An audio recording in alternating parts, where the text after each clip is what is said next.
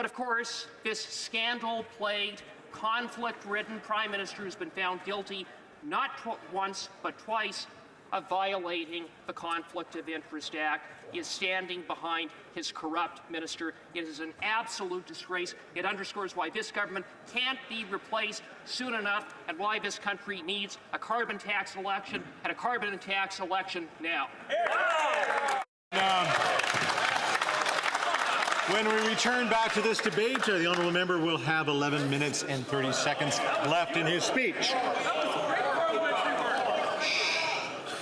Statements by members. Déclaration de député. The honourable member for Scarborough Centre. Thank you, Mr. Speaker. Mr. Speaker, I represent a strong and vibrant Lebanese community in Scarborough Centre. They are business owners, professionals, and families who are an integral part of Scarborough's social and economic fabric. The Lebanese-Canadian community nationwide numbers between 200,000 and 400,000 people. They are deeply concerned for their loved ones overseas, anxiously following every news report and waiting on each call or text to confirm their loved ones' safety. Their mental health and daily lives are deeply impacted by this ongoing crisis. This is no way to live. While the community and I appreciate the government's recent measures to support those already here in Canada, we believe more is necessary. We call on the government to enact special measures allowing the extended family members of Canadian citizens and permanent residents to seek temporary refuge here in Canada. No Canadian should be forced to leave their parents, spouses, children, grandparents, or siblings behind in danger. We urge the government to heed this call for compassion and assistance. Thank you, Mr. Speaker. The honourable member for Colchester, we'll try that again. The honourable member Cumberland Colchester. It is important that Canadians pay tribute to the countless men and women who left behind homes and families to serve the cause of freedom in the face of unimaginable odds. Cumberland Colchester has been home to many Canadians who have made the ultimate sacrifice. Ivan Lee Crow was born near Stewiacke and landed on Juno Beach during D-Day with the North Nova Scotia Highlanders. On June 7, 1944, he was murdered along with 10 other Canadian prisoners by Hitler's 12th SS Division at the Ardennes Abbey, a despicable war crime that still resonates today. He was 21 years old. Daniel McMasters grew up on Yonge Street in Truro.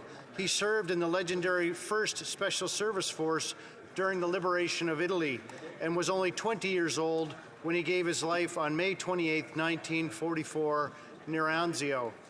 I also want to pay a very special tribute to Lloyd Cody, a cherished member of our community and a proud veteran of the Second World War, who will celebrate his 100th birthday and is still going strong.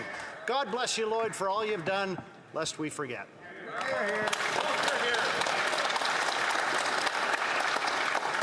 The honourable member for Kingston and the Islands. Mr. Speaker, during Veterans Week, I'm honoured to speak about Cyprus 2024, commemorating Canada's contribution to Cyprus since 1964.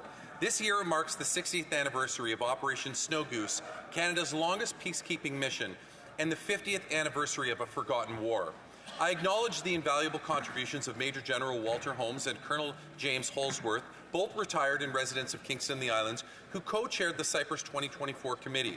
Their leadership ensures our veterans' sacrifices are remembered and celebrated. This week, veterans and their families will participate in guided tours, cultural excursions, historical walks, and remember services in Cyprus. They will meet Canadian UN soldiers currently serving, as well as Cypriots who lived through the conflict. This pilgrimage and the historical exhibits across Canada commemorate the past and strengthen our veteran community, fostering unity and remembrance. Let us honour their legacy and support our veterans and their families. Thank you. The honourable member for Salabri-sur-Loire. Across Quebec, humans are at the heart of our social economy, and this heart is beating strong. More than 200,000 workers are working in collective companies, which generates more than $47 million. The social economy is the idea that the future belongs to everyone, and we can all contribute to it to build a fairer and fairer world. Before Christmas comes, it's a reminder that we can choose a social economy by acting projects and in your community, and by committing to a board in your community to do business differently. We need to take action and be part of the solution. That's what all these entrepreneurs are doing that are the pride of our community, the type of companies that do well. So on behalf of the Bloc, happy Social Economy Month. The honourable member from Lac St. Louis. Canada has lost a pioneer in global water management. William Cosgrove was a visionary who long ago recognized the crucial importance of water not only for developing countries struggling with water scarcity for drinking and sanitation, but for a world increasingly in the grips of climate change. Bill's passion for water, the environment, and humanitarian development guided a 50-year career that had included 17 years at the World Bank. He also served as chair of the International Steering Committee of the Dialogue on Water and Climate, was a member of the Task Force on Water Millennium Development Goals, and directed the third UN World Water Report. Bill's attention was not limited to global water issues. Over 55 years ago, and well ahead of his time, he advocated for creating a catchment basin for excess rainwater in the city of Dollard-des-Ormeaux. William Cosgrove Centennial Park today serves as a vital practical purpose while offering local citizens a peaceful and refreshing oasis on a hot summer's day. To Bill's wife Frances and children Anne-Marie, Carolee, Christopher John, Sean, Ginny, and Catherine, we offer our deepest condolences. The honourable member from Calgary-Midnapore. Senor Presidente, last month over 10 million Cubans spent nearly a week without light after their communist regime plunged them into darkness. Cubans took to the streets to protest the repressive government responsible for the hardships they continue to endure. But it's clear they need the international community to speak up in support. Canada used to be a voice that Cuban dissidents could rely on as they fought for freedom from Castro's dictatorship. However, under this Liberal government, this is no longer the case. Earlier this year, I spoke with Cuban dissidents and political prisoners from across the region. My message was clear. In the honourable leader of the official opposition, Canada will have a Prime Minister who will advocate for freedom and democracy and stand against dictators. To the people of Cuba, we see you and we support your fight. Someday soon, Canada will once again be an ally you can count on. The honourable member for Outremer. Both my grandparents had diabetes. My mom has diabetes, and so do nearly 4 million Canadians. That's 1 in 10 of us, our family, our friends, our neighbors. Insulin and other diabetes medication are expensive, and if you don't have private insurance, well, that's a huge monthly expense for you. All that's going to change because our government is making diabetes medication free for everyone. I have the good fortune, Mr. Speaker, to represent many citizens, including several members of my own family, for whom sugar in their tea is not only an integral part of their daily lives, but truly a culture, a very rich culture. But let's face it, diabetes affects nearly 1 million Quebecers and 4 million Canadians, and the drugs to help treat it can be very expensive. Our government has just passed legislation to make diabetes medication free. Yes, it'll be free for everyone. The honourable member from Milton. Thanks very much, Mr. Speaker. The Canadian Parks and Recreation Association is here on the Hill in Ottawa today with workers and advocates and professionals in the parks and recreational sectors right across the country. They're here advocating for public spaces, for access to recreational facilities, for active transportation, for operating costs, to make sure that parks and recreation and physical activity are top of mind to people up here in Ottawa and right across the country in influential positions like ours. Mr. Speaker, I'm very proud of the fact that the CPRA is one of the top recipients of the Community Sport for All initiative, this government's effort to invest in community sport right across this country. And the result, with that $60 million investment in Canadians, is higher participation rates. In fact, 1 million Canadians said they got more active thanks to the Community Sport for All initiative, and that was due in part to the Canadian Parks and Recreation Association. So, Mr. Speaker, let's continue to invest in the sector so that every Canadian can benefit from the enriching experiences that we get from our parks and our outdoor spaces. And thank you to every worker in in the recreational space. The honourable member from Souris Moose Mountain. Mr. Speaker, after 9 years of this NDP Liberal government, Canadians are struggling to keep their heads above water and to keep food on their tables. Over 2 million Canadians were forced to use food banks in March, a number that has almost doubled in the past 5 years. In my home province of Saskatchewan, food banks have seen a 42% increase in visits. Throughout my constituency, there are daily calls for donations to the many food banks in the Salvation Army. While children make up 30% of people using food banks across the country, in Saskatchewan, that number is almost 40%, a sad and alarming figure. Parents are going without meals so that their children have food, and those who once donated to the food bank are now the ones needing its help. Instead of fixing the situation, the NDP Liberals have continued to increase the cost of groceries by increasing the carbon tax by 23% and are on their way to quadrupling the tax in the future. It is time for Canadians to see a government that works to make their lives better, not worse. It's time for a carbon tax election.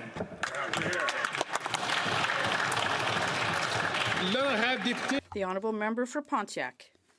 Mr. Speaker, last year we signed a landmark agreement with Quebec to mobilize a joint investment of $1.8 billion in affordable housing through the Housing Accelerator Fund.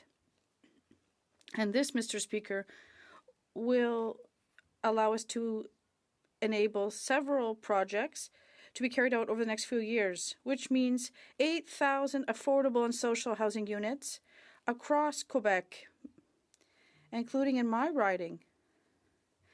Last week, the Conservative leader announced that he intends to cut this fund and rip up our agreement with Quebec and squabble with mayors. And this doesn't make sense.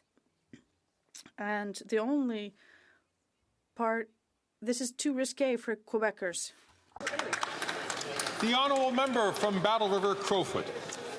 Mr. Speaker, here is the truth. There is only one person left keeping that Prime Minister in power, and that is the leader of the NDP. Canadians see it clearly. All you need to do is think back to the big stunt the leader of the NDP pulled when he told Canadians that he ripped up his coalition deal with the Liberals. Since then, they have had ample opportunity to prove it, but has refused to do so. In fact, in his own words, the leader of the fourth party said, "The fact is the Liberals are too weak, too selfish, and too beholden to corporate interests to fight for people."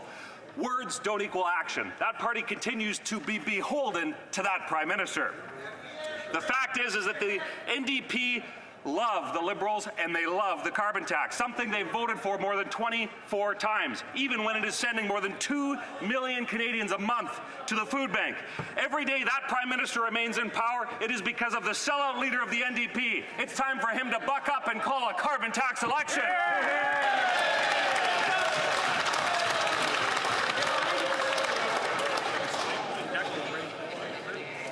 Colleagues, I'm going to ask for a couple of things. First, I'm going to ask members to not speak out of turn. The members know who they are. So I'm going to ask them not to do so. And secondly, I'm going to ask all members, of course, as the Speaker or the Chair has already ruled on being careful about what adjectives you use in front of names of honourable members in this House. The honourable member for Louis Saint Laurent.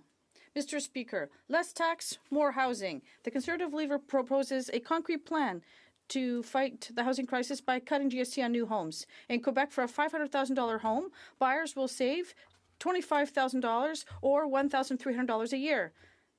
This will add 30,000 new homes a year in Canada. This is a step in the right direction, says the Property Owner Corporation of Quebec. Unfortunately, Mr. Speaker, we know that in 9 years, housing prices have doubled because of the inflationist policies of this Liberal government. And all this with the enthusiastic support of the Bloc Québécois Libre. Just recently, the Bloc leader voted twice, affirming his confidence in the Liberal Prime Minister. And for a month, the Bloc leader made people believe he was going to make gains for Quebec, but the result, nothing, nothing, nothing. That is what the Bloc leader's concrete record is. For Quebec, no gains, but 2 votes for Justin. So we can't wait for election to elect a good government, a conservative government. It is rare that the Speaker has to intervene twice, but the Honourable Member, and a reminder for all members, knows that we cannot refer to another elected official by their first name or family name. Honourable Member from Don Valley West. Mr. Speaker, foreign interference is a danger to our country, and we all have to do everything in our power to call it out and to address it. Our government has made it a top priority. Canadians are nervous. The RCMP has evidence that agents of the Government of India are involved in serious criminal activities undermining our democracy. There are reports of a number of other countries intimidating citizens, interfering in elections, and leadership campaigns. The leader of the official opposition needs to do his part. That's right. He needs to show we're united in this fight. That's right. Every member of this House took an oath. Some of us have leadership responsibilities and take other measures, including getting the appropriate security clearances so we can do our part keeping Canada and Canadians safe. The leader of the official opposition can't delay any longer. He has to apply for the top security clearance so he can do his part and let Canadians stop wondering about what he may be hiding. What's he hiding?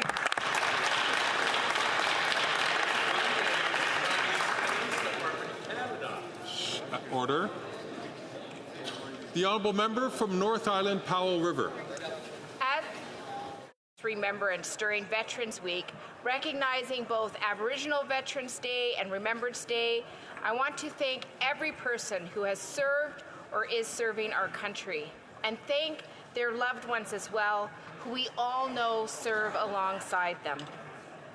Every year I am so grateful to the many legions who are in my riding that prepare sacred events around remembering the service of Canadian soldiers.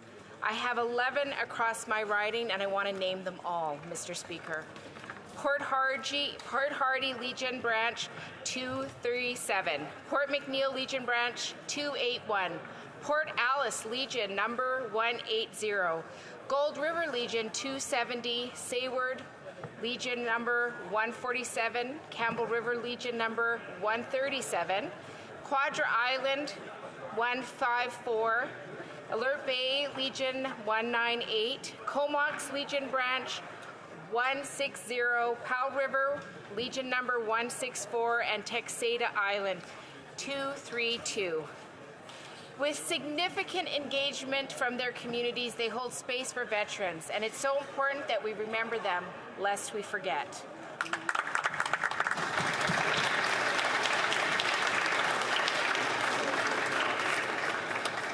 The Honourable Member for Belleuil-Chambly.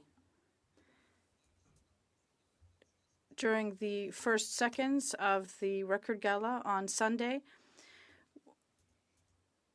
we were really under the spell of what took place. They passed the torch of Quebec songwriting and paid respect to Leonard Cohen. On behalf of the Bloc, I would like to congratulate them for their album Inuktitut, and they won the Felix Award for the Album of the Year. And with their other artists, they build bridges between the various worlds that only an artist can understand.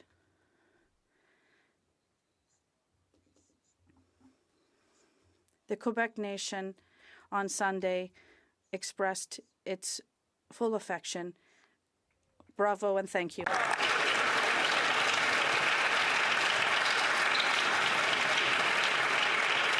The Honourable Member from Brantford Brant. Mr. Speaker, after 9 years of NDP Liberals, the Canadian dream of home ownership has become a pipe dream, unless, of course, you're a friend of the Prime Minister. Today it was revealed that he purchased a $9 million condo on Billionaires Row in New York City for his good friend Tom Clark, after Clark complained that his old residence wasn't up to his standards. It's difficult to do the work of a consul general without Italian marble floors, a $5,000 coffee machine, and a golf simulator at your disposal. Wow. This revelation confirms that Tom Clark lied to committee about his involvement in the purchase. It also confirms evidence obtained by committee showing that Clark was instrumental when it came to purchasing the property. Canadians are fed up with this government. Right. It's time for change, time for accountability, time for a Conservative government who will bring transparency and respect back to the Canadian taxpayer.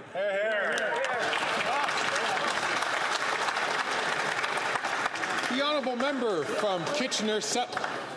Order. The honourable member from Kitchener South, Hespeler. Mr. Speaker, Bill C-63, the Online Harms Act, is seeking to create a safer online space for all Canadians in this increasingly digital age. Online harms have real-world impacts with tragic, even fatal consequences, and the delays in our Parliament are putting more Canadians at risk every day.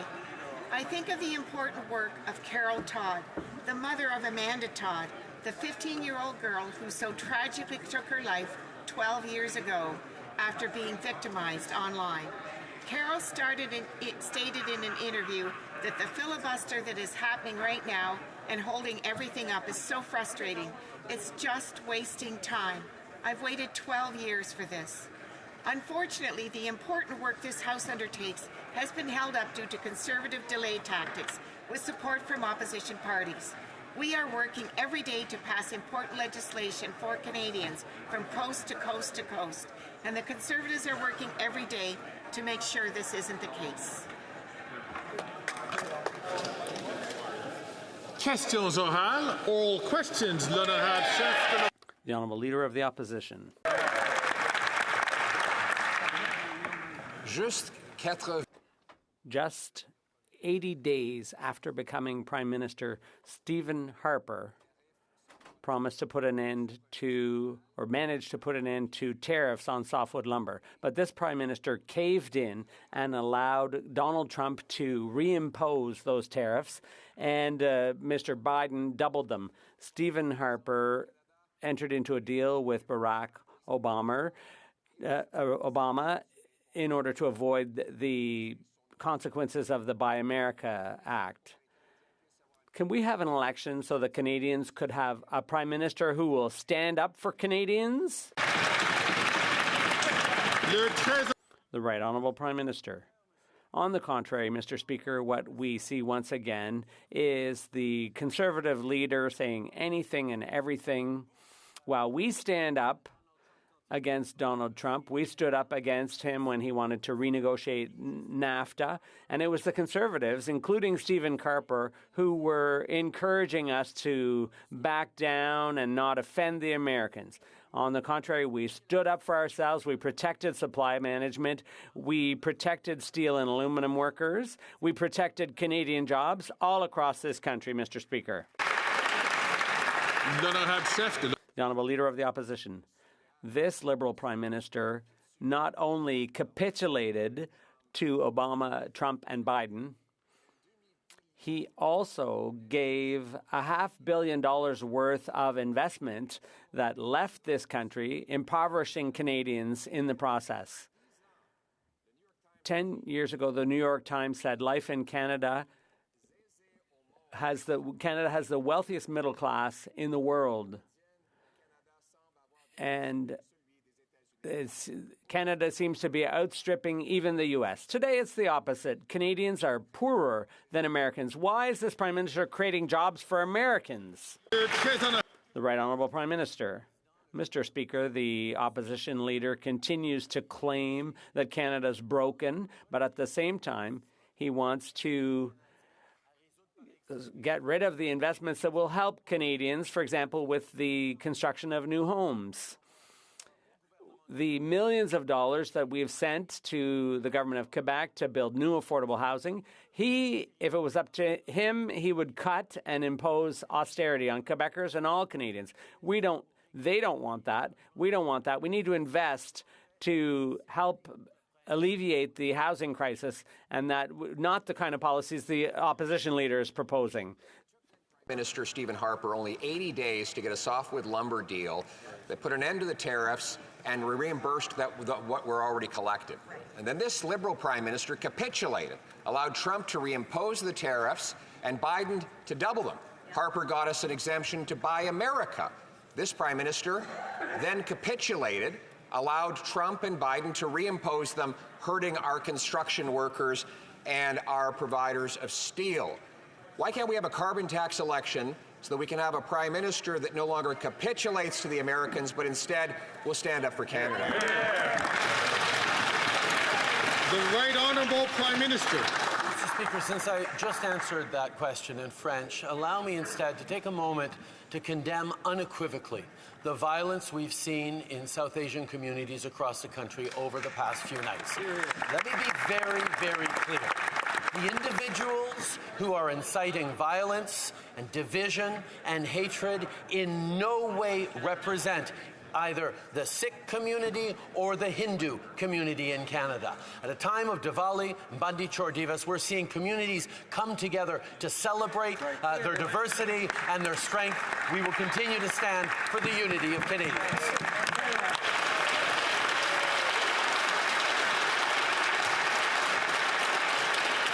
The Honourable Leader of the Opposition. The New York Times 10 years ago. Life in Canada, home of the world's most affluent middle class. Median income in Canada appears to have surpassed median income in the United States. Oh, what a decade can do. Now, American workers make almost $20,000 more than their Canadian counterparts. They get twice as much investment every single year. The gap between our per capita GDP and that of the United States is now the worst in a century after this Prime Minister's rising taxes, bureaucracy, and blocking of energy projects. I know why Harris and Trump want to create jobs for Americans, but why does this Prime Minister want to help them? Here.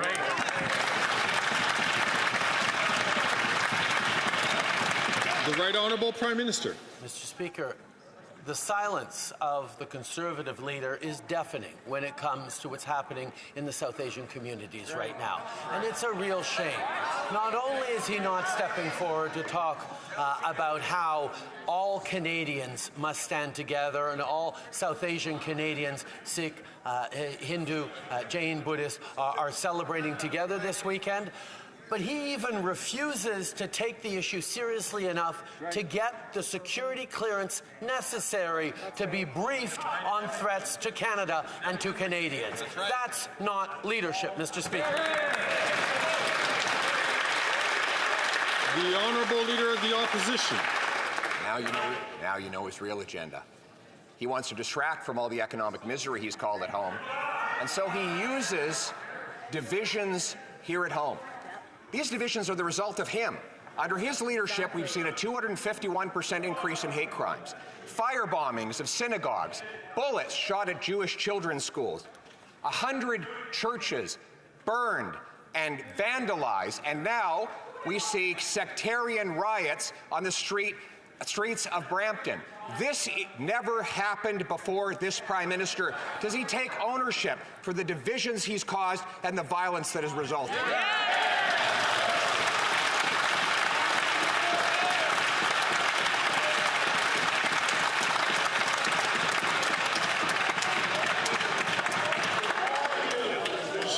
Order. Colleagues, I'm going to ask members, please, especially members from the far end of the House, to please not take the floor unless they are recognized by the Speaker. The Right Honourable Prime Minister. Mr. Speaker, people watching that last answer will know and note the assuredness with which the Leader of the Opposition declared all the causes and the sources of the terrible violence we're seeing, when the reality is he refuses to take the necessary briefings that our security agencies are offering him to understand the threats to Canada. Why won't he get the security clearance necessary to protect Canadians?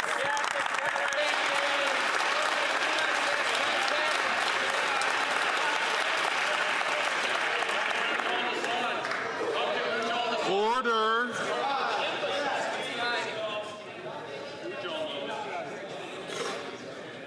colleagues, it does not do well when on one side of the House is asked to keep quiet, the other side of the House should do the same. All members should do the same. The honourable member for Belleuil-Chambly.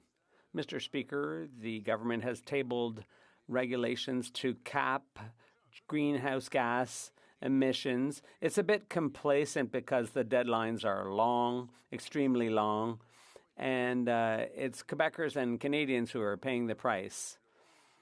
This is going to give polluters a holiday on emissions control, and this regulation is may appear inadequate given the oil and gas lobby here in the House. Could this not be better done through a statute? The Right Honourable Prime Minister. Mr. Speaker, as a government, we have always chosen to do everything that's necessary to reduce emissions, to protect Canadian prosperity, and to protect Canadians' future. That's why we're moving ahead with a cap on greenhouse gas emissions coming from the oil industry. This is an industry that is making record profits, an industry that already has the technology to reduce emissions, but with this cap, the industry will have to invest to reduce emissions so that everyone does their fair share in reducing emissions and protecting the planet. The honourable member for Belleuil-Chambly. Instead of considering the green equalization or green banking or funding of green technology, as the Bloc has been advocating for a long time, the Prime Minister himself has said that this is an industry whose profits have skyrocketed since the pandemic. Instead of imposing standards that aren't tough enough, why doesn't he impose tougher standards? And that way he could go before the electorate finally with a bold record on the environment. The Right Honourable Prime Minister. Mr. Speaker, I know full well that both the Bloc and we have the same opinion on this. No industry should be allowed to pollute without limit. That's why we have put a cap on greenhouse gas emissions in the oil and gas industry. That industry contributes almost 1/3 of Canada's annual emissions, and so that industry has a greater capacity to reduce our emissions. They're making record profits, so we agree that they should reinvest in technologies that will help reduce emissions and help them do their fair share. Honourable member from Burnaby South. Who here doesn't have a family doctor? Well, 5 million Canadians don't. Now, Loblaws owns Maple, and a family doctor working at Maple's will charge you $80 a month per person to see a doctor. Now, things have gotten so bad, this is predatory. The Prime Minister lets you down, and then Galen Weston swoops in to profit off it. Why is this Prime Minister letting Galen Weston profit off of people's pain?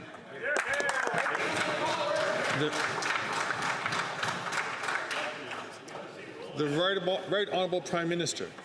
Mr. Speaker, we recognize that it is the provincial area of jurisdiction to deliver health care in this country, but it is the federal responsibility to make sure that that health care remains public and universal and single payer. And that is exactly what we're doing by investing a record $200 billion in health care over the coming years that will oblige the provinces to invest in public health care, to hire more doctors, particularly family doctors, to reduce wait times, and to improve their mental health services. These are things that Canadians expect, including the federal government expecting it of the provinces. L'honorable député de Burnaby Sud. The honourable member for Burnaby South. Private health care is a jungle. It could cost $213 for a minor emergency. It's so profitable that real estate investors are opening private clinics. And the Prime Minister will the Prime Minister finally stand up and put an end to all of this? The Right Honourable Prime Minister, Mr. Speaker, unlike the NDP, we understand and respect the fact that the delivery of health care comes under provincial jurisdiction, but the federal government is responsible for ensuring that our healthcare system remains public, and the federal government has to be there to help with the funding. That's why we've put on the table $200 billion in investments for the next 10 years, which will allow for the hiring of more family doctors, reducing wait times, more support for mental health and workers in the system. And that's what all Canadians expect. The honourable member from Calgary, Forest Lawn. This Liberal NDP Prime Minister presides over the worst GDP per person growth since the Great Depression. And it's no surprise. His high taxes and woke policies like carbon tax scams, job-killing capital gains tax hike, and oil and gas cap have made Canadians poorer. In fact, U.S. GDP grew 2.8% as Canadians' GDP per person declined for 2 years, driving out business, investment, and jobs. Will this Prime Minister axe the tax hikes that make Canadians poorer? The Honourable Minister for Innovation. Mr. Speaker, what the Conservative will talk about is the record level of investment we have seen in the country, Mr. Speaker.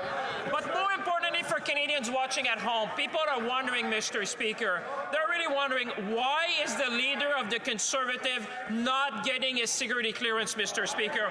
What does he have to hide, Mr. Speaker?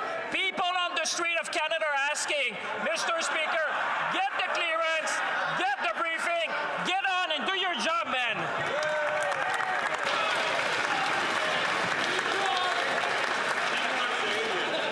The honourable member from Calgary, Forest Lawn. We're talking about the Canadians. They're starving and they want to make personal attacks on the Conservative leader. These economic arsonists will do anything to deflect away from their failed record. Canadian workers are $22,000 poorer than U.S. workers. If Canada had just kept pace with the U.S. over the last 2 years, Canadian workers would have $6,200 more every year. And now Canada is poorer than Alabama. Why don't these economic arsonists call a carbon tax election so Canadian workers can finally fire them?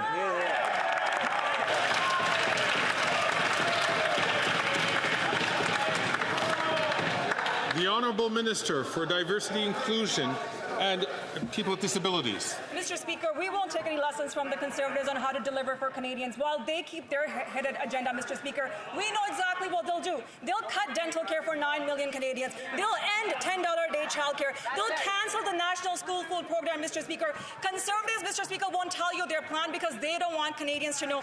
Just like, Mr. Speaker, their leader won't get the security clearance that he needs to protect Canadians, Mr. Speaker. Shame on them. What are they hiding?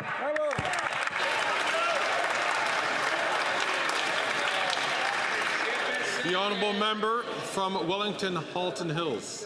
Mr. Speaker, more bad news from experts. Last week, economists at National Bank released an analysis that said, quote, GDP per capita has fallen by about 4% cumulatively since 2022, which is unprecedented outside a recession. This is a made-in-Canada per person per capita GDP recession caused by a government that's hiked taxes on everything, energy, housing, banks, investment, that's driving out investment and making Canadians poorer. When will the government admit its mistake and reverse course on tax hikes that are driving out investment like they reversed course on so many other issues? The Honourable Parliamentary Secretary to the Deputy Prime Minister and Minister of Finance. Mr. Speaker, if the Conservatives would like to make comparisons with the United States, I have one for them.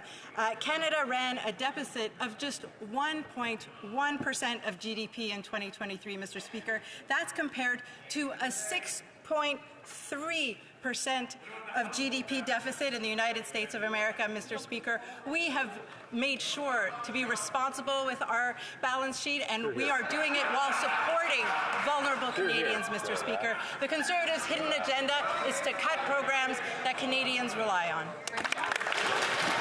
The honourable member from Wellington Halton Hills. Mr. Speaker, I'll quote another expert relative to Canada's position with the United States.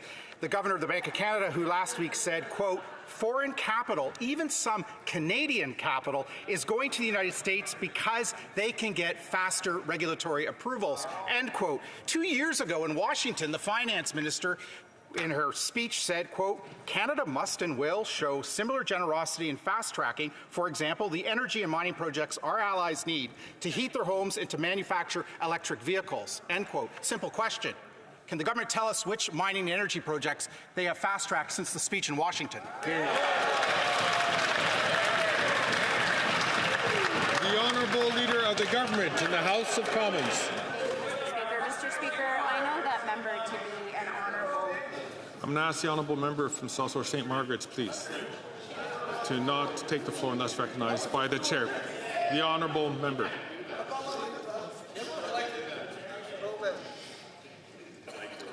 The Honourable Leader of the Government in the House of Commons from the top. Thank you, Mr. Speaker. Mr. Speaker, I know that member to be someone who cares about Canada's standing in the world and who I thought cared about Canada's national security as well. But what I find perplexing and what I think must be difficult for him to understand is why is it that the leader of the official opposition is refusing to get a security clearance? Why is it that he would rather ignore the threats to Canada's national security?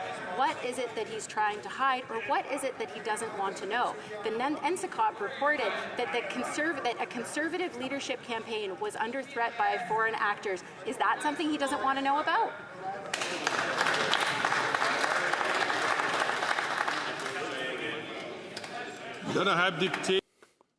The Honourable Member for Charlebourg-Haute-Saint-Charles. Canadian GDP has declined in 8 of the 9 last quarters. This means Canadians are getting poorer, their quality of life is declining dramatically, and the story is exactly the opposite in the U.S., where there's 2.8% GDP growth. Canadians are facing a recession caused by the Prime Minister's increases in carbon tax, housing tax, and capital gains tax. I know it's hard for the Prime Minister to understand the poverty of Canadians because he's never been in need himself, but can he show some compassion by eliminating his taxes? The Honourable Minister. Canadians have enjoyed record investments. Take Honda, for example, the largest investment in their history, $19 billion Honda has invested. And the largest investment in BHP's history also, $22 billion in Saskatchewan. Record investments are being made in Canadian companies. Mr. Speaker, Canada is a winner in this century's economy, and we will continue working for Canadians. The Honourable Member for Charlebourg-Haute-Saint-Charles. Mr. Speaker, how many jobs are Canadians losing because of the quadrupling of the carbon tax, and the job-killing capital gains tax increase as well? Where's the gain, Mr. Speaker? And what we've learned through Statistics Canada is that the income of Canadian households has declined while it's on the increase in the U.S. In Canada, people are having to pay through their teeth. The Honourable Minister of Public Services and Procurement. Let's talk about investment in my colleague's riding. Affordable housing units are being built as we speak and the funding for that was questioned by the Conservative leader because he wants to cut back on those deals with the provinces. Would he ask the Conservative leader, who's sitting just 4 seats over for him, if he could get his security clearance so that he can protect all Conservative members against foreign interference? The Honourable Member for Berthier-Masquinongé. Tonight, in the presidential elections, Americans will choose who gets to reopen the North American Free Trade Deal in 2026. Our most important free trade agreement is at risk of being renegotiated. Trump has promised to do that, and Harris voted against CUSMA. That's why it's dangerous to let 2 senators, Peter Boehm and Peter Harder, block C-282. They want to overturn the vote of elected officials to put supply management back on the bargaining table as early as 2026. It's the Prime Minister who appointed them. Will he finally ask them to pass C-282 so it's enforced before any renegotiation? The Honourable Minister of National Revenue. Thank you, Mr. Speaker. I'd like to remind our Bloc colleagues that senators are independent. What he's saying is that the Bloc doesn't have the power to protect supply management. The only government, the only party, the only group of members who has the will and the desire and the ability to protect supply management is a Liberal government, Mr. Speaker. The Honourable Member for Berthier-Masquinongé. The Prime Minister knows that if C-282 isn't passed, the Americans could put supply management back on the bargaining table as early as 2026. He also knows it won't be him doing the bargaining, it'll be the Conservative leader. If he doesn't act to put C-282 ahead of any negotiation, he's putting our agriculture in the hands of the Conservatives, the same Conservatives who conceded supply management loopholes in agreements with Europe and Asia. Will the Prime Minister intervene, or has he already done so silently? The Honourable Minister of National Revenue. Thank you, Mr. Speaker. I can assure you that with our Prime Minister, the Minister of International Trade, the Minister of Agriculture, and myself and many of our colleagues, we are talking to senators and we are asking them to get that bill back here quickly. But any legislation can be amended. The best way to protect farmers in Quebec and all across Canada is to ensure that we keep a Liberal government in office for a long time to come. The Honourable Member for Berthier-Masquinongé. The last answer to my last question was yes, Mr. Speaker. I'm sorry, I'm just going to have to interrupt the member. I would ask members, please, to allow the member who has the floor to ask his question so that everyone here, including the Speaker, can hear his question. The Honourable Member for Berthier-Masquinongé. From the top, please. It seems that the answer to my last question was yes, Mr. Speaker. No one in this House should tolerate two senators overturning our democratic choice to protect supply management. Message to Misters Beam and Harder. If you want to sacrifice supply management, then run for office. Face the voters for once instead of cashing checks for life in the Senate. Come and present your ideas to farmers in Berthier-Masquinongé. Come and face me. The Liberals are looking for candidates. Will the Prime Minister finally tell them to put their faces on election signs or mind their own business?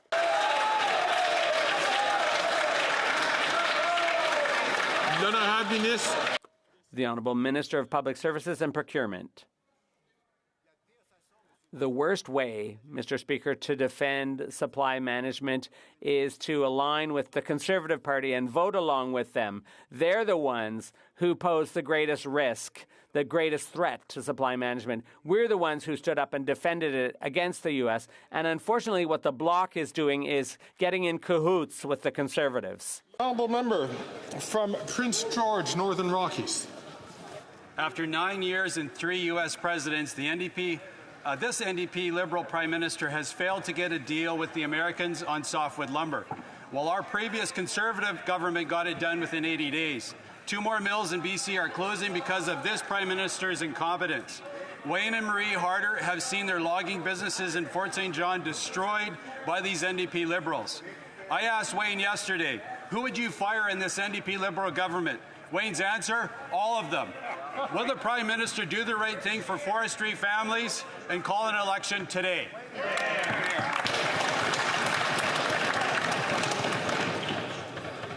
I'm going to ask once again the colleagues at the end, particularly the member from New Westminster, Burnaby, and Timmins St. James, Bay James, to please not take the floor unless recognized by the Speaker. The Honourable Minister for International Trade. Mr. Speaker, I want to say to forestry industry workers and those in the sector how important they are to Canada, how important they are to Canada's economy, and indeed how important they are to building affordable homes in this country. I know that we continue to work very hard and we have said that getting a deal is indeed the best way to go. But I think what Canadians want to know is why it is that on this side of the House, when we renegotiated NAFTA, on this side of the House, when we stood up, to defend tariffs against steel and aluminum workers. Where on this side of the House, we are always standing up for workers, what they are doing on the other side of the House. The honourable member for Miramichi, Grand Lake. Mr. Speaker, after 9 years, the NDP Liberals are not worth the cost to Canada's economy. While the Prime Minister dismissed his failure on softwood lumber as a small issue, the U.S. slapped a 14.5% tariff on Canada. This negatively impacts the 24,000 New Brunswick forestry workers. The Prime Minister has failed with 3 straight U.S. presidents, while Prime Minister Harper got a deal in just 80 days. When will the Prime Minister finally stand up for New Brunswick forestry workers? The Honourable Minister for Natural Resources and Energy. Thank you, Mr. Speaker. We on this side of the House have been working very hard in the interests of forestry workers and forestry companies here in Canada. We are working very hard to progress negotiations with the Americans. We are working very hard on value-added forestry. It is something that we are committed to continuing to do, including working with Irving Forest Products in New Brunswick. I would say, though, that on this side of the House, we are working very hard in the best interests of Canadians. We would expect elected officials across the board to be doing that, and Canadians are asking why the Leader of the Opposition will not get his security clearance. Exactly.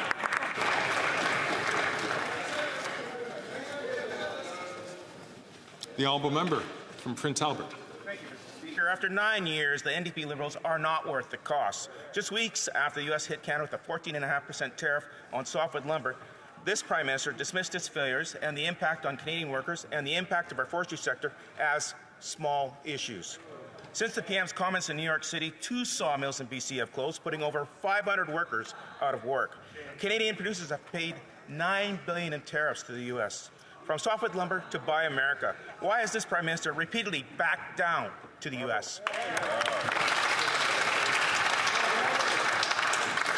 The Honourable Leader of the Government in the House of Commons. Thank you, Mr. Speaker. Mr. Speaker, this government always stands up for Canadian workers and it always stands up for Canadian industry. When it came to renegotiating NAFTA, we stood strong and protected Canada's economy, while the Conservative Party of Canada said to capitulate. When it came to supporting our steel and aluminum workers, we stood against those tariffs. We hit back hard. What did the other side say, Mr. Speaker? The Conservative Party of Canada said capitulate. Right. When it comes to standing up for Canada's national security, we will always do that. But what about the Conservative Party of Canada? Mr. Speaker, their leader won't even get a security clearance to know what's really going on.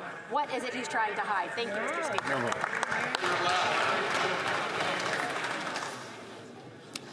Then I have the honourable member for Chicoutimi-Le-Fjord. Mr. Speaker, after 9 years of this Liberal government and 3 American presidents, we still don't have a softwood lumber agreement with the United States. While the previous Conservative Prime Minister got a solution at 90 days after being elected, the incompetence and lack of leadership from this Prime Minister means we don't have a deal. 3 sawmills have filmed recently in Quebec, including one in my riding. 100 workers have been let go. Why are the Liberals still abandoning forestry workers? Then I had the Honourable Minister of Innovation. Mr. Speaker, I have a lot of respect for my colleague, and he knows that we've always stood up for the forestry sector and its workers. But the real question, Mr. Speaker, that Canadians are asking today, the real question they're asking is, why is the Conservative leader not getting his security clearance? Why, Mr. Speaker? What is he hiding from Canadians, Mr. Speaker? That's the real question of the day. That's the elephant in the room, Mr. Speaker. The Conservative leader needs to get the security clearance. He'll get the briefings then, and then he'll be able to do his work, because that's what Canadians expect from a leader. They expect them to get a security clearance. The honourable member from Nanaimo, Ladysmith. Mr. Speaker, women veterans will be attending Remembrance Day services this week. Despite their courage and dedication, many of them will be asked if the medals they are wearing belong to their husbands or sons. Women veterans and their loved ones have sacrificed so much for our country. They cannot be made invisible. Will the minister make sure the organizers of the National Remembrance Day ceremony include women veterans, giving them the respect they deserve? Then I had the Honourable Minister of Veterans Affairs. Mr. Speaker, today being the first day of Veterans Week, I first of all want to take a moment to thank all the men and women that served in the Canadian Armed Forces and continue to serve with bravery. We owe them a debt of gratitude. services all through Canada, we certainly want to make sure that Canadians have a moment to really thank the veterans that have served. I also encourage them to attend Legions and also many commemorative services that will take place all over Canada to thank both men and women that have served in the Canadian Armed Forces. Thank you, Mr. Speaker. The honourable member from London Fanshawe. For 17 years, the Office of the Veteran Ombuds has been shining a light on the neglect of veterans. We have a sacred obligation to care for those who served, but successive Liberal and Conservative governments have ignored their reports and recommendations. Veterans need action, and we need to empower the Ombuds by giving them the power to compel documents and issue binding recommendations. When will the Liberals make the necessary changes to create a truly independent Ombuds so she can be the champion veterans deserve? The Honourable Minister for Veterans. Thank you very much, Mr. Speaker. Mr. Speaker, when it comes to the services that we provided to veterans across this country, since 2016, our government has invested more than $11.5 billion in additional services and support to help our veterans and their families. Unlike the previous Conservative government, Mr. Speaker, we have acted. The previous Conservative government closed Veterans Affairs offices across this country. And the first thing that we did, we reopened all 9 offices, plus we opened an additional one. They also slashed the public service by 1,000 people, Mr. Speaker, public service that provided direct supports to veterans. We will absolutely always be there for veterans and their families, Mr. Speaker. Bravo.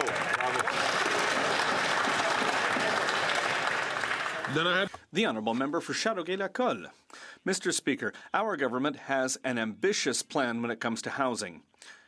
Fighting homelessness, making home buying more accessible with the First Home Savings Account, putting federal land on the market for housing, and supporting co-ops. Can the Minister of Economic Development for Quebec please tell us how these measures will increase access to housing around the country and increase housing stock across the country? The Honourable Minister of Economic Development for Quebec. Thank you, Mr. Speaker. The Housing Accelerator Fund is going to help to build thousands of social and affordable housing units. Even Conservative MPs know it, and they've written to the Housing Minister to ask to access that program in their own ridings. The irresponsible plan from the Conservative leader to cut investments is going to endanger 8,000 accessible housing units in Quebec, Mr. Speaker. We can't trust a leader who's offering just cuts and slogans, but especially who isn't getting his security clearance so that he can protect Canadians from the dangers that we face. The honourable member from Battleford's Lloydminster. After 9 years of the NDP Liberals, the majority of young Canadians have now abandoned the dream of home ownership. While housing starts fail to keep up with Canada's population growth, the Americans are building 4 times more housing per new resident. Conservatives have announced a plan to axe the federal sales tax on new homes, and we have called on the provinces to do the same. Our plan means more housing and savings for young Canadians who are desperately trying to enter the housing market. Will the NDP Liberals reignite the dream of homeownership and axe the federal GST on housing? Here. The Honourable Parliamentary Secretary to the Minister of Housing, Infrastructure and Communities. The list is growing, Mr. Speaker. Yesterday we learned in the Toronto Star that the MP for Kamloops on the Conservative side has joined many other Conservative colleagues to advocate for programs that their leader wants to cut. Programs like the Housing Accelerator Fund that are going to lead to more home building in his community and communities across the country, Mr. Speaker. They want to make these cuts. They have no vision on housing. Therefore, they have no vision on the future for Canada, Mr. Speaker. It's not serious. I ask the honourable member for Kamloops, Thompson Caribou, as well as the member for Coast of Bays Central Notre Dame to please not take the floor unless they are recognized by the Speaker. I thank the honourable members. The honourable member from Battleford's Lloydminster. Speaker, that wannabe minister is so desperately clinging onto their $8 billion failed Liberal housing photo op program that has built 0 houses. Conservatives have proposed the most significant housing policy commitment made in the past 2 decades. decades. And those aren't my words, Mr. Speaker. That's what the West End Home Builders Association has said. And the Canadian Real Estate Association also called it a positive step towards making home ownership more attainable for Canadians. Will the NDP Liberals listen to the experts and axe the federal sales tax on housing?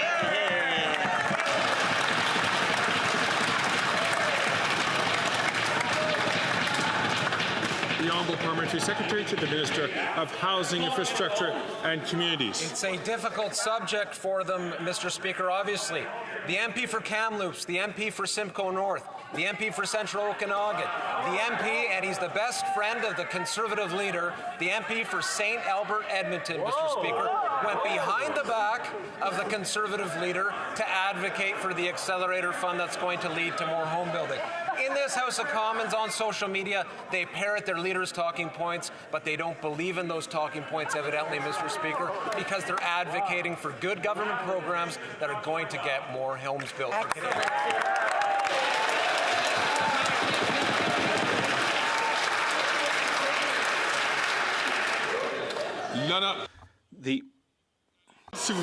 Order, please. The Honourable Member for Lévis-Lotbinière.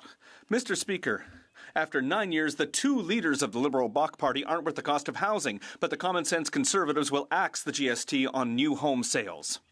For an $800,000 home, which cost only $400,000 when our leader was housing minister, that will allow buyers to save $40,000. That's $2,200 per year in mortgage payments, Mr. Speaker. When will the two leaders of the Liberal Bloc Party axe the federal tax on housing, or are they going to continue to fund their photo op programs?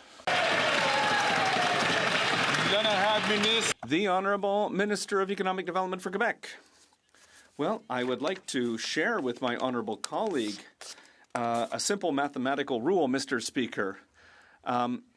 It's very simple. 6 is lower than 8,000, and that's the number of homes that the Conservative leader is putting in danger. 8,000 with his cuts. He needs to answer to Quebecers. Why won't he do it? I would invite all members, including ministers and leaders of the opposition parties, to take their conversations outside of the House, please. The Honourable Member for Lévis-Lotbinière. Mr. Speaker, the Liberals' failures in housing have been resounding, Mr. Speaker. The two leaders of the Liberal Bloc Party have doubled the cost of housing, rent, and down payments. Because the Liberals' record is such a disaster, the common-sense Conservatives will cut $8 billion in failed, ineffective Liberal housing programs. Mr. Speaker, when the Conservative leader was Minister of Housing, he built 195,000 new homes. And we have the receipts. Why are the two leaders of the Liberal Bloc Party so far to the left that they've left Canadians behind when it comes to housing? The Honourable Minister of Economic Development for Quebec. Well, Mr. Speaker, I'd like to know how my honourable colleague can say to his constituents how they are going to cut the 80 housing units that are planned for his riding under the Housing Accelerator Fund. But his constituents also want to know why the Conservative leader doesn't want to get his security clearance and protect Canada's democratic integrity, the integrity of his own party. The Honourable Member for Thérèse de Blainville. The Liberals promised a major reform of EI in 2015, then again in 2019, then in 2021, and then no later than 2022 promised, and then by Christmas 2022 pinky swear. 9 years, 4 ministers later, the Liberals have done nothing. EI is still failing 6 out of 10 workers. That's why the Bloc Québécois has tabled a bill to reform EI, and it's going to fix these inequalities. Will the Liberals support it? The Honourable Minister for Economic Development. Well, Mr. Speaker, I have a lot of respect for my colleague from the Bloc Québécois, and when it comes to the question of modernising the employment insurance program, that's a priority for our government, and we have made major changes, Mr. Speaker. We've extended the illness benefits to 26 weeks. We have extended the 5 weeks of additional support for seasonal workers, Mr. Speaker. We've also added important benefits for adoptive parents, and we are going to continue to modernize the EI system for all Canadians from coast to coast to coast. The Honourable Member for Thérèse de Blainville. With C418, the Bloc is moving forward where the Liberals have failed since 2015. We are proposing a single eligibility criteria at 420 hours. Increased benefits from 55 to 60%, increasing the minimum benefit period to 35 weeks, increasing special illness benefits to 50 weeks, and the list goes on. That's what a real reform looks like. Will the Liberals support us?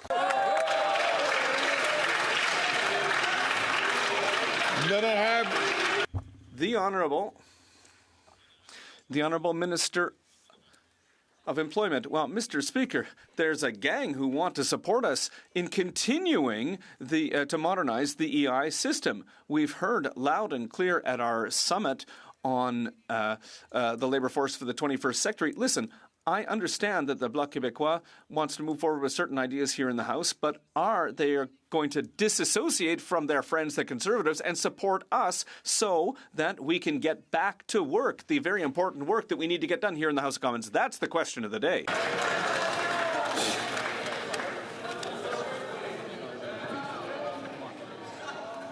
The Honourable Member from Hastings, Lennox and Addington.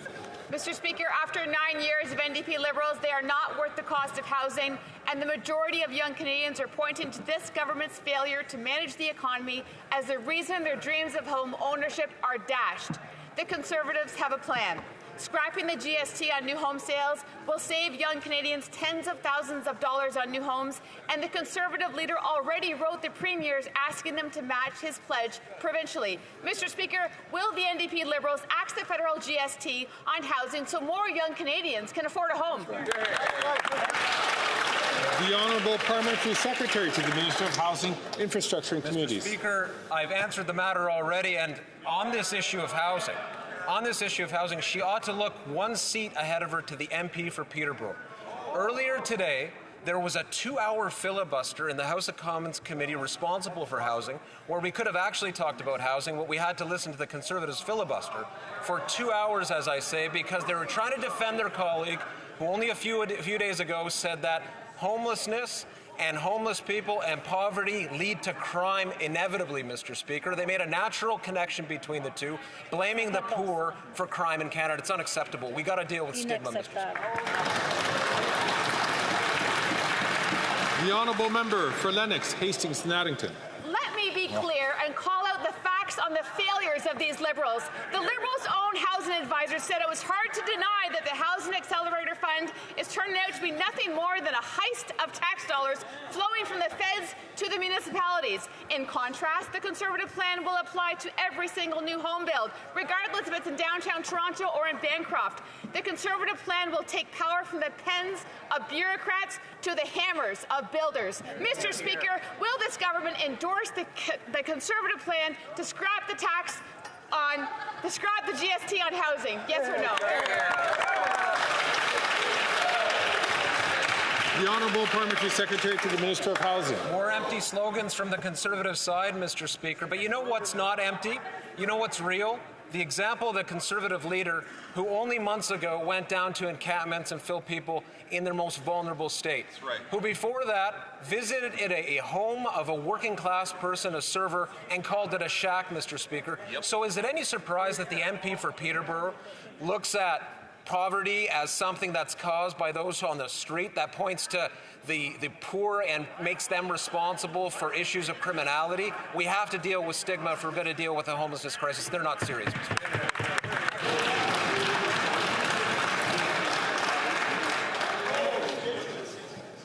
The honourable member from Kamloops, Thompson and Caribou.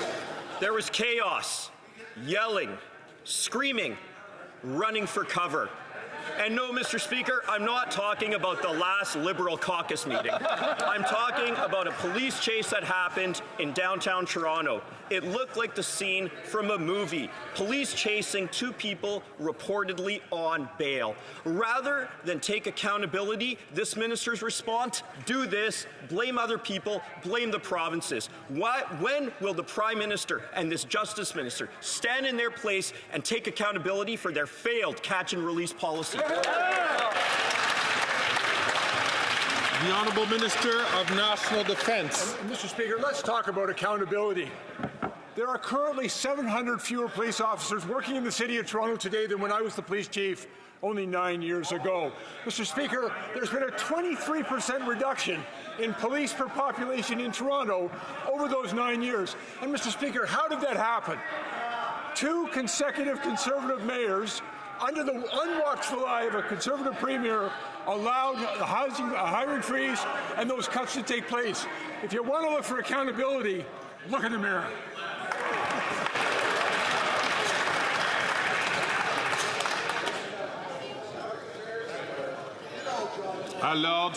Order, please. The honourable member for Ottawa-Vanier. Mr. Speaker, through the First and Second World Wars, over 300,000 Canadians in uniform left Halifax to go to Europe. Canada has hundreds of thousands of veterans, all of whom have their own specific experience. Every year, Veterans Week is the opportunity to reaffirm that as Canadians, we have the duty to remember the sacrifices that those who have served made, and that those who continue to serve continue to make. Can the Minister of Veterans Affairs please inform this House about the theme of Veterans Week this year? The Honourable Minister of Veterans Affairs. I'd like to thank my colleague from Ottawa-Vanier for her important question and for her hard work for our veterans and their families. The theme of Veterans Week this year is Canadian Armed Forces Around the World. It's a theme that reflects the role that Canada has long played in promoting and defending peace and security around the world. Mr. Speaker. Canadians across the country to either attend Legions this week, to thank a veteran, and also to make sure that they take part in a commemorative service in their community. Thank you so much, Mr. Speaker. Bravo. The honourable member from Leeds Grenville, Thousand Islands and Rideau Lakes. The Liberals' $9 million cover-up of their luxury condo purchase in New York City is now unraveling.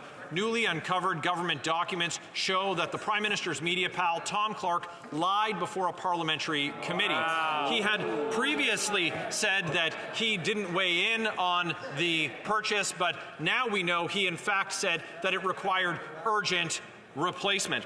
After 9 years of these NDP Liberals, they're not worth the cost, the corruption, or lies from their insiders. So will the Prime Minister fire his buddy Tom Clark for lying to Canadians? Hear, hear. The Honourable Minister for Foreign Affairs. Mr. Speaker, I just went to the OGO committee and I answered all his questions for an hour, and we've been talking about this issue. First and foremost, we have good value for money in this transaction. $7 million will be refunded.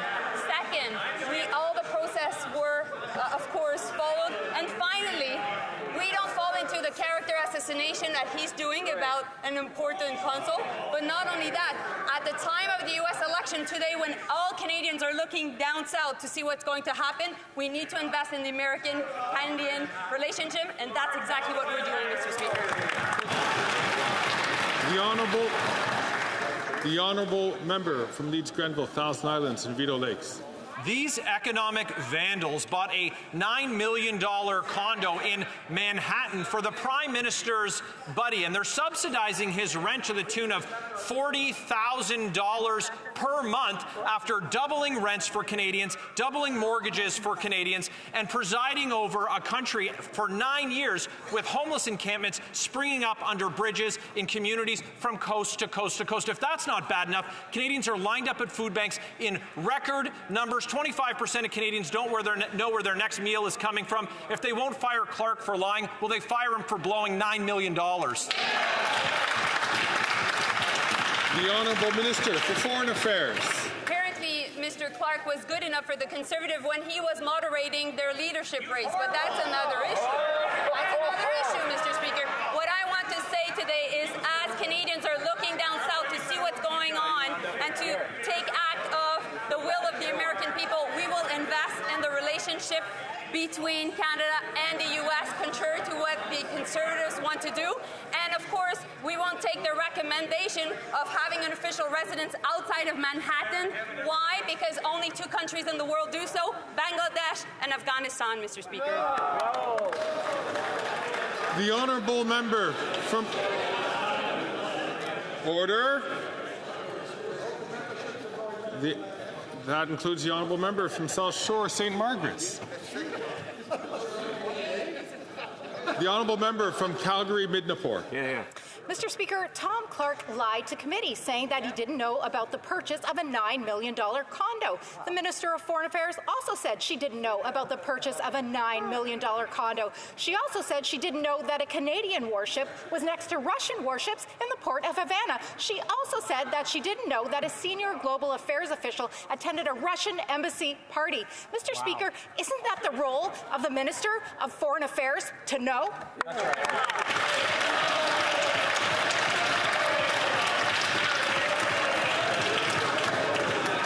The Honourable Minister for Foreign Affairs. I know I have a lot of time for the member opposite because she used to be the consul in Dallas, and she knows how much it's important to be investing in her diplomatic network in the U.S. So of course, we'll continue to do so. We'll continue to invest across our continent, across also the U.S., because if there's one country in the world who knows about the Americans, who knows about the U.S., it's Canada. Good job, now.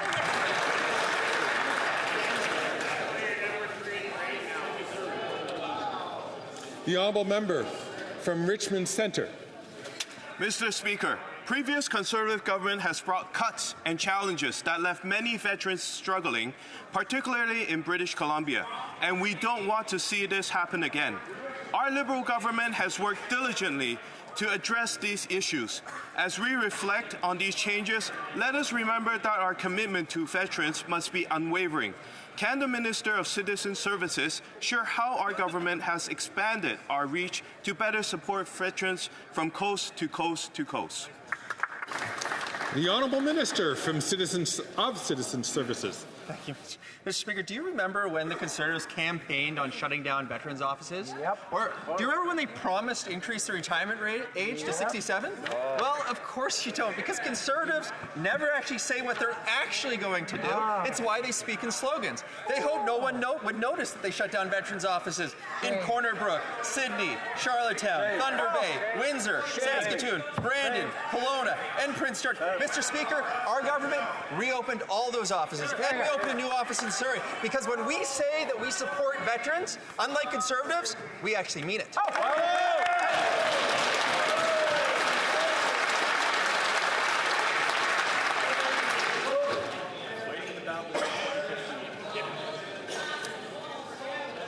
The honourable member from Windsor West. Mr. Speaker, Windsor is being abused and taken for granted by the Liberals yet again. It's a sad state that the city must sue the federal government to recoup the cost of the Ambassador Bridge blockade. While the Conservatives supported this illegal activity that hurt the economy and public safety, the Liberals are making Windsor taxpayers foot the bill. This means less money for roads, parks, housing, and emergency services. Less services for Windsor because of Liberal failures. Instead of forcing Windsor to fight in court, will this government repay the city and finally take responsibility for federal border costs as they should? The Honourable Minister for Public Security. Mr. Speaker, I want to thank our colleague from Windsor for that important question. He's right. At a time when the Conservatives were supporting the illegal acts of the convoy, the City of Windsor and the Province of Ontario were partners with the Government of Canada in trying to bring this horrible crisis to a peaceful conclusion. I was happy some months ago to have an opportunity to talk to the Mayor of Windsor. My colleagues on this side of the House have also been talking to me about what we can do to support the City of Windsor. And Mr. Speaker, we're always open to working with the City of Windsor. They've been a valuable partner to our government. The honourable member from Courtenay, Alberni. Mr. Speaker, INEO Employment in Port Alberni provides vital support to help people trying to find jobs. They offer necessary training and capacity building for employment readiness. They can do this because of the BC Community and Employer Partnerships Program, but they've recently lost support due to federal funding cuts. Funding cuts that are happening because the Liberal slashed BC's funding by $74 million. They're leaving people out to dry. But while they do everything they can to continue to prop up rich CEOs, will the Liberals immediately restore BC's federal funding to make sure that these critical programs keep running? Hear, hear. The Honourable Minister for Employment and Workforce Development. I'm happy to report to this House that the Government of Canada transfers $2.8 billion every year to train almost 1 million workers in partnerships that we have with British Columbia, provinces and territories across the country. If that member and other members in this House want to make sure that we have a fully functioning workforce, let's get the provinces to do their part when it comes to recognizing foreign credentials. We have thousands of people in this country who need to make sure that the credentials are recognized here. We need the provinces to do their part and make sure that people don't have survival jobs in this country, but they have dignified jobs from coast to coast to coast.